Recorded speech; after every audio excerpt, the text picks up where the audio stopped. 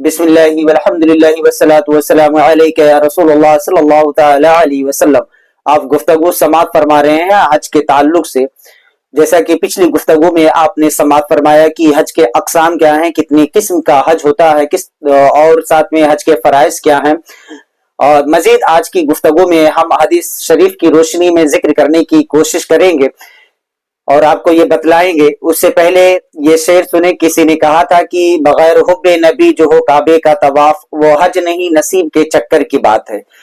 تو اسے پیش نظر رکھ کر کے آپ سنیں کہ حضرت امام طبرانی نے یہ حدیث ذکر فرمایا ہے، جسے حضرت عبادہ بن صامت کی روایت سے فرماتے ہیں کہ گھر سے نکلنا بیت عقیق کے لیے، بیت عقیق مطلب یہ کہ خانہ کعبہ کا یہ بھی نام ہے، کہ ارادے سے گھر سے نکلنا تمہارے لیے اجر و ثواب کا باعث ہے۔ یاد رکھو تم جو بھی قدم اٹھاتے ہو، یا تو وہ اور تمہاری سواری جو قدم اٹھا کر رکھتی ہے، اس ہر قدم پر تمہارے لیے ایک نیکی لکھی جاتی ہے اور تمہارا ایک درجہ بلند کر دیا جاتا ہے۔ اور جب تمہارا عرفات میں وقوف ٹھہرنا ہوتا ہے تو اللہ عز و جل فرشتوں سے فرماتا ہے، فرشتوں میرے بندے کیا ارادہ لے کر کے آئے ہیں، کس ارادے سے آئے ہیں؟ تو فرشتے عرض کرتے ہیں یہ تیری خوشنودی اور جنت کی درخواست لے کر حاضر ہوئے ہیں۔ اس پر اللہ عز و جل ارشاد فرماتا ہے، میں اپنی ذات کو اور اپنی مخلوق کو گواہ بناتا ہوں کہ میں نے ان کی مغفرت فرما دی ہے۔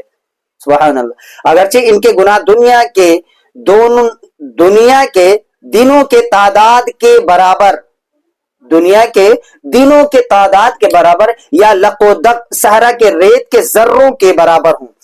جب تم جمرات کی رمی کرتے ہو تو اللہ تعالیٰ فرماتا ہے سورہ السجدہ کی آیت نمبر 17 کی کسی جان کو معلوم نہیں جو آنکھوں کی ٹھنڈک ان کے لیے چھپا کر رکھی گئی ہے، یہ بدلہ ہے ان کے اعمال صالحہ کا جو کرتے تھے۔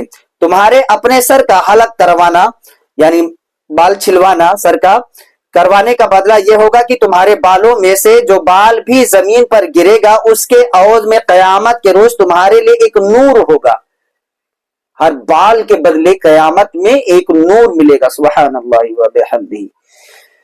اور جب تم بیت اللہ کا طواف وداع کرتے ہو تو گویا کہ تم گناہوں سے یوں پاک ہو جاتے ہو جیسے کہ تمہاری والدہ نے تمہیں آج ہی جنا ہو، یعنی تمہاری آج ہی پیدائش ہوئی ہو، جنم دیا ہو۔ کتنی خوبصورت سی بات ہے، یعنی کتنا اہم ہے یہ حج بیت اللہ کرنا، بیت عقیق کی زیارت کے لیے نکلنا، یعنی حج کی فرضیت کو ادا کرنا۔ اللہ نے جس پر حج کو فرض کیا ہے، بہت سارے لوگ ایسے ہیں کہ دکھاوے، ریاکاری، مکاری کے لیے حج کرنے کے لیے جاتے ہیں کہ وہ واپس آئیں تو دنیا انہیں حاجی کہے اور ان کا بڑا احترام کرے۔ بعض ایسے ہوتے ہیں کہ مال حرام سے حج کرنے کے لیے جاتے ہیں، انہیں ذرا سے غور و فکر سے کام لینا چاہیے کہ وہ حج کا فریضہ اور وہ حج کے اعمال کی بال چھلائے سر کا، اور ہر بال کے بدلے قیامت میں ایک نور ملے گا۔ مزید ہم آگے پڑھیں۔ سیدنا ابو ہریرہ رضی اللہ تعالیٰ عنہ سے مروی حدیث فرماتے ہیں کہ رسول اللہ صلی اللہ علیہ وسلم نے فرمایا، جو شخص حج کے ارادے سے چلا پھر راستے میں فوت ہو گیا، حج کے ارادے سے نکلا پھر راستے ہی میں اس کا انتقال ہو گیا، اس کے لیے قیامت کے دن تک برابر حج کرنے والے کا اجر لکھا جائے گا، برابر حج کرنے والے کے طرح اسے اجر لکھا جائے گا۔ اور فرماتے ہیں کہ جو بندہ عمرہ کے لیے گھر سے نکلا، عمرہ کرنے کے لیے گھر سے نکلا پھر دوران سفر انتقال کر گیا، اس کے واسطے قیامت کے دن تک برابر عمرہ کرنے والے کی طرح ثواب لکھا جائے گا۔ کتنی بڑی سعادت ہے۔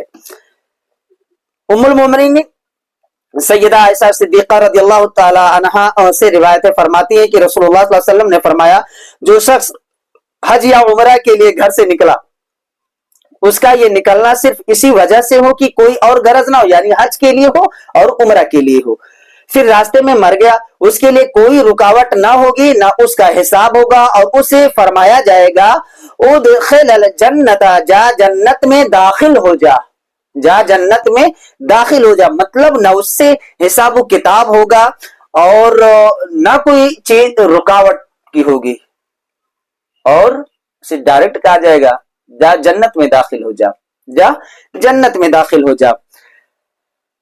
اور مزید ارشاد فرماتی ہیں کہ جناب رسول اللہ صلی اللہ علیہ وسلم کا ارشاد مبارک ہے، اللہ تعالیٰ طواف کعبہ کرنے والوں پر فخر فرماتا ہے، اللہ طواف کعبہ کعبے کا طواف کرنے والوں پر فخر فرماتا ہے. سبحان اللہ و بحمدہ. حضرت جابر رضی اللہ تعالیٰ عنہ سے یہ روایت ہے, وہ آپ فرماتے ہیں کہ نبی دو جہاں صلی اللہ علیہ وسلم نے ارشاد فرمایا, آقا نے فرمایا کہ یہ گھر یعنی بیت اللہ شریفہ اسلام کے ستونوں میں سے ایک ستون ہے.